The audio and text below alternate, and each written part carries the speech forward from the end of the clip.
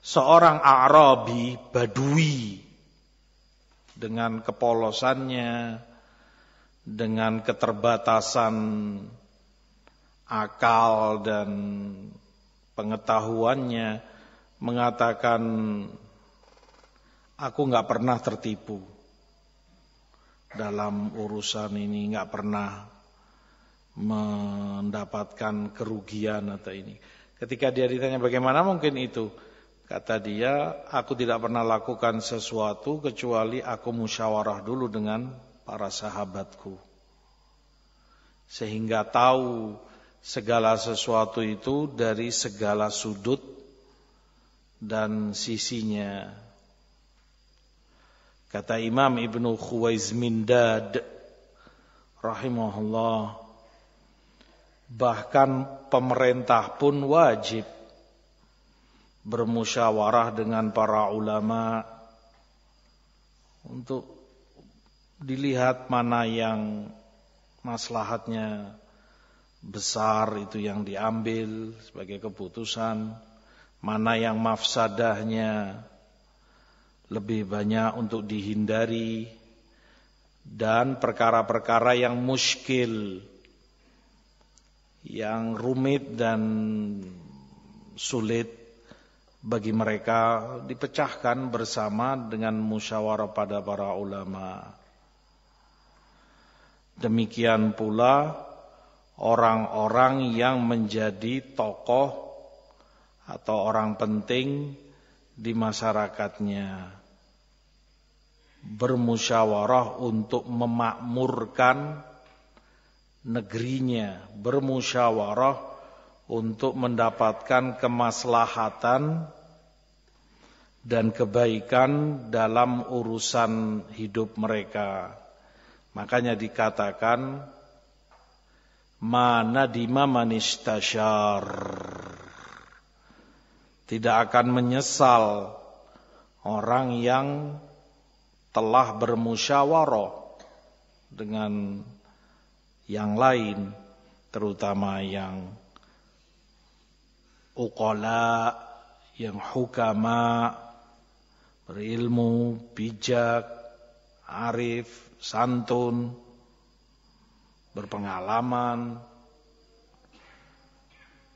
Disebutkan pula man a'jaba bi ra'yihi dhalla, tidaklah orang itu ujub, bangga dengan dirinya sendiri, kecuali pasti akan sesat. Mana di man istasyar, enggak akan nyesal kalau orang itu mau bermusyawarah, telah dia lakukan musyawarah dengan yang lain, karena segala mulabasat, segala sudut pandang dalam permasalahan tertentu dikupas dan dibahas bersama. Kalau begini bagaimana?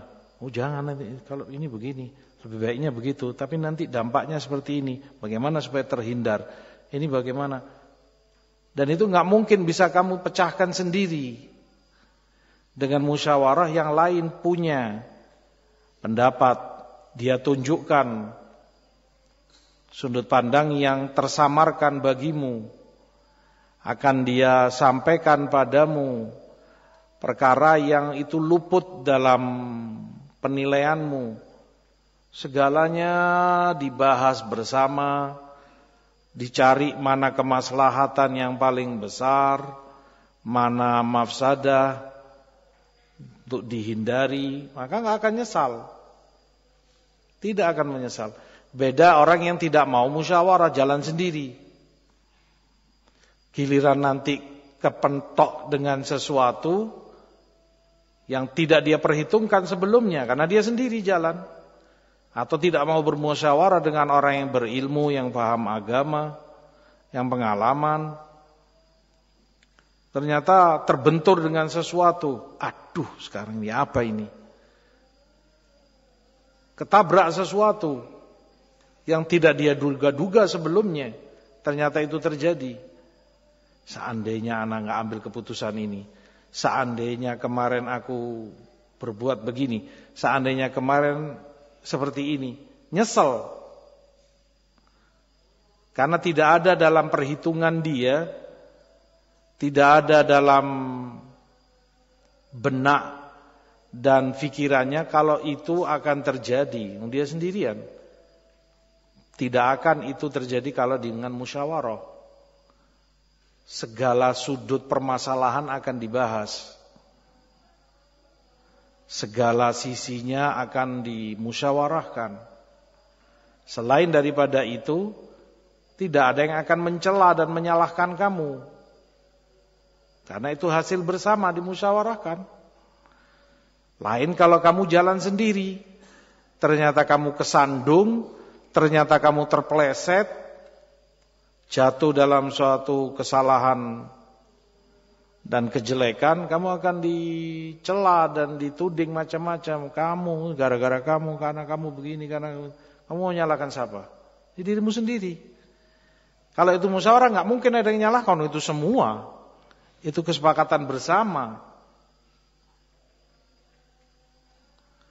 Makanya musyawarah sifat dan menjadi akhlak kaum mukminin yang Allah perintahkan kepada mereka.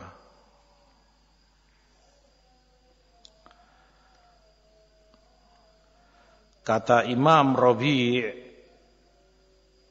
Ibnu Anas rahimahullah, kanat sadatul Arab idza lam yushawiru fil amr syaqqa alaihim. Bahkan pemimpin-pemimpin Arab dulu, kalau mereka tidak musyawarah dalam urusannya, akan berat menghadapi sesuatu. Sulit. Gimana ini sekarang? Apa jalan keluarnya? Bagaimana cara memecahkannya? Ini sekarang menghadapi problem. Ada masalah sekarang. Jadi berat baginya.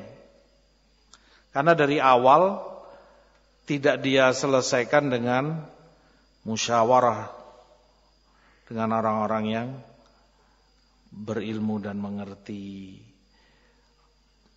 Agar selamat mukminin dari segala resiko, mafsada, agar terhindar mukminin dari segala konsekuensi kerugian,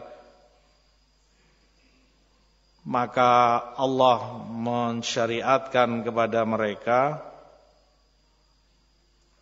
untuk mereka itu bermusyawarah dalam urusannya